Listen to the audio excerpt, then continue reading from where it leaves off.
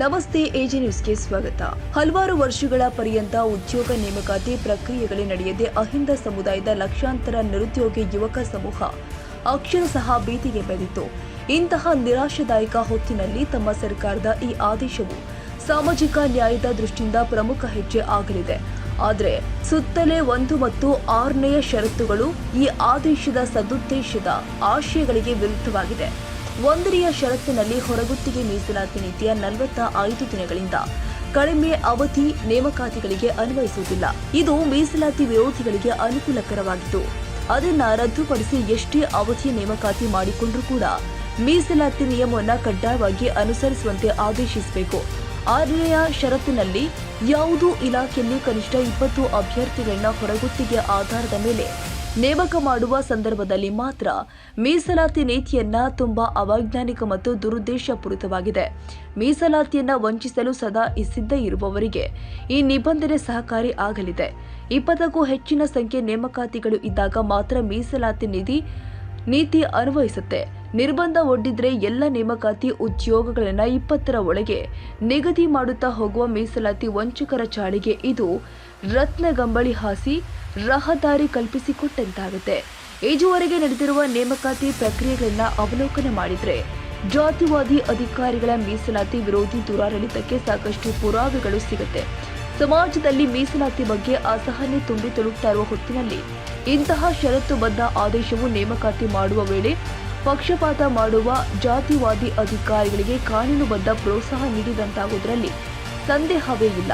ಹಾಗಾಗಿ ಸದರಿ 1 ಮತ್ತು 6ನೇ ಸೆಳೆತವು ರದ್ದುಪಡಿಸಲು ಸಾಮಾಜಿಕ ನ್ಯಾಯಕ್ಕೆ ಬದ್ಧತೆ ಹೊಂದಿರುವ ತಮ್ಮ ಸರ್ಕಾರ ತುರ್ತು ಕ್ರಮ ಕೈಗೊಳ್ಳಬೇಕು ಅಂತ ದಲಿತ ಸಂಘರ್ಷ ಸಮಿತಿ ಆಗ್ರಹಿಸುತ್ತೆ. ಮರಿಯಪ್ಪ ಚಂದ್ರಕರ್ ಸರ್ ಅವರ ನೇತೃತ್ವದಲ್ಲಿ ಮನವಿಯನ್ನು ಮಾನ್ಯ ಜಿಲ್ಲಾಧಿಕಾರಿಗಳಿಗೆ ಕೊಡ್ತಾ ಇದ್ವಿ.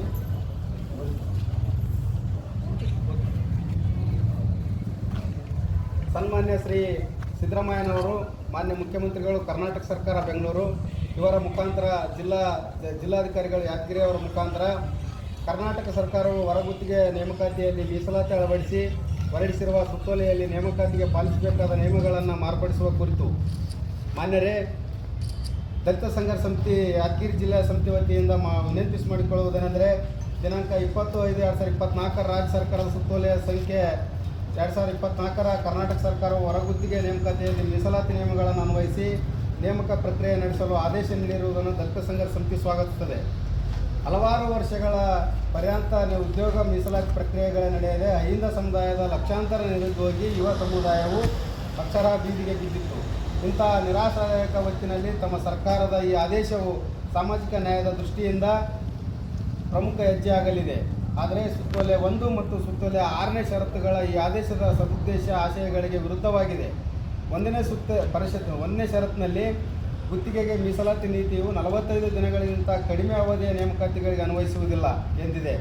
ಇದು ಮೀಸಲಾತಿ ವಿರೋಧಿಗಳಿಗೆ ಅನುಕೂಲಕರವಾಗಿದ್ದು, ಇದನ್ನು ರದ್ದುಪಡಿಸಿ ಎಷ್ಟೇ ಅವಧಿಯ ನೇಮಕಾತಿ ಮಾಡಿಕೊಂಡರೂ ಮೀಸಲಾತಿ ನಿಯಮಗಳನ್ನು ಕಡ್ಡಾಯವಾಗಿ ಅನುಸರಿಸುವಂತೆ ಆದೇಶಿಸಬೇಕು.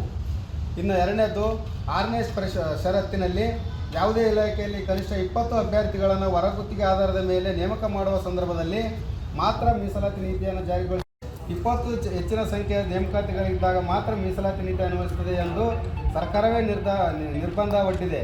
ಆದರೆ ಇದು ಎಲ್ಲ ನೇಮಕಾತಿ ಉದ್ಯೋಗಗಳನ್ನು 20ರ ಒಳಗೆ ನಿಗದಿ ಮಾಡುತ್ತಾ ಹೋಗುವ ಮೀಸಲಾತಿ ವಂಚಕರ ಚಾಳಿಗೆ ಇದು ರತ್ನಕಂಬಳಿ ಹಾಸಿ ರಹದಾರಿ ಕಲ್ಪಿಸಿಕೊಟ್ಟಂತಾಗಿದೆ. ಇದುವರೆಗೆ ನಡೆದಿರುವ ನೇಮಕಾತಿ ಪ್ರಕ್ರಿಯೆಗಳನ್ನು ಅವಲೋಕನ ಮಾಡಿದರೆ ಜಾತಿವಾದಿ ಅಧಿಕಾರಿಗಳ ಮೀಸಲಾತಿ ವಿರೋಧಿ ದುರಾಡಳಿತಕ್ಕೆ ಸಾಕಷ್ಟು ಪುರಾವೆಗಳು ಸಿಗುತ್ತವೆ. ಸಮಾಜದಲ್ಲಿ ಮೀಸಲಾತಿ ಬಗ್ಗೆ ಅಸಹನೆ ತುಂಬ ತುಳುಕುತ್ತಿರುವ ಹೊತ್ತಿನಲ್ಲಿ ಇಂಥ ಷರತ್ತುಬದ್ಧ ಆದೇಶವು ನೇಮಕಾತಿ ಮಾಡುವ ವೇಳೆ ಪಕ್ಷಪಾತ ಮಾಡುವ ಜಾತಿವಾದಿ ಅಧಿಕಾರಿಗಳಿಗೆ ಕಾನೂನುಬದ್ಧ ಪ್ರೋತ್ಸಾಹ ನೀಡುವಂತಾಗುವುದರಲ್ಲಿ ಸಂದೇಹವೇ ಇಲ್ಲ. ಹಾಗಾಗಿ ಸದರಿ 1 ಮತ್ತು 6ನೇ ಷರತ್ತುಗಳನ್ನು ರದ್ದುಪಡಿಸಲು ಸಾಮಾಜಿಕ ನ್ಯಾಯಕ್ಕೆ ಬದ್ಧತೆ ಹೊಂದಿರುವ ತಮ್ಮ ಸರ್ಕಾರ ತುರ್ತು ಕ್ರಮ ಕೈಗೊಳ್ಳಬೇಕೆಂದು ದಲಿತ ಸಂಘರ್ಷ ಸಮಿತಿ ಆಗ್ರಹಿಸುತ್ತದೆ. ಹುದ್ದೆಗಳ ಸಂಖ್ಯೆ ಎಷ್ಟೇ ಇರಲಿ ಮತ್ತು ಎಷ್ಟೇ ಅವಧಿಯಾಗಿದ್ದರಲ್ಲಿ ಅಲ್ಲಿ ಈಗಾಗಲೇ ಅಸ್ತಿತ್ವದಲ್ಲಿರುವ ರೋಸ್ಟರ್ ನಿಯಮಗಳ ಅನುಸಾರವಾಗಿ ನೇಮಕಾತಿ ಪ್ರಕ್ರಿಯೆಗಳು ಕಡ್ಡಾಯವಾಗಿ ಇರಲೇಬೇಕು ಎಂದು ಸರ್ಕಾರ ಸದರಿ ಆದೇಶವನ್ನು ಮಾರ್ಪಾಡು ಮಾಡಿ ಮರು ಸುತ್ತೋಲೆ ಹೊರಡಿಸಲು ಜರೂರು ಕ್ರಮ ಕೈಗೊಳ್ಳಬೇಕೆಂದು ಈ ಮೂಲಕ ಒತ್ತಾಯಿಸುತ್ತೇವೆ. ಒಂದು ವೇಳೆ ಸರ್ಕಾರ ಈ ಸಂಬಂಧವಾಗಿ ಯಾವುದೇ ತುರ್ತು ಕ್ರಮ ಕೈಗೊಳ್ಳದೇ ಇದ್ದಲ್ಲಿ ಬೆಂಗಳೂರಿನಲ್ಲಿ ರಾಜ್ಯ ಮಟ್ಟದ ಹೋರಾಟವನ್ನು ಹಮ್ಮಿಕೊಳ್ಳಲಾಗುತ್ತದೆ ಎಂದು ಈ ಮೂಲಕ ಸರ್ಕಾರವನ್ನು ಸರ್ಕಾರಕ್ಕೆ ದಲಿತ ಸಂಘರ್ಷ ಸಮಿತಿ ಎಚ್ಚರಿಸುತ್ತದೆ. ಧನ್ಯವಾದಗಳು. ಇದೇ ಸಂದರ್ಭದಲ್ಲಿ ಮರಿಯಪ್ಪ ಚಟ್ಟೆರಿಕರ್, ಜಿಲ್ಲಾ ಸಂಚಾಲಕರು ಬಸವರಾಜ್ ಗುಡಿಮನಿ, ಗೋಪಾಲ್ ತಲೆಗೇರಿ, ಭೀಮ್ರಾಯ್ ಟಿ ಸೈದಾಪುರ್, ಹೊನ್ನಪ್ಪ ನಾಟೇಕರ್, ಸೈದಪ್ಪ ಕೂಲೂರು, ಇನ್ನು ಅನೇಕ ಸಂಘಟನೆ ಕಾರ್ಯಕರ್ತರು ಹಾಜರಿದ್ದರು. ತಾಜಾ ಸುದ್ದಿಗಾಗಿ ಎಜೆ ನ್ಯೂಸ್ 24x7ಗೆ ಸಬ್ಸ್ಕ್ರೈಬ್ ಮಾಡಿ ಮತ್ತು ಬೆಲ್ ಐಕಾನ್ ಒತ್ತಿ ತಪ್ಪದೇ ಲಿಂಕ್ ಶೇರ್ ಮಾಡಿ.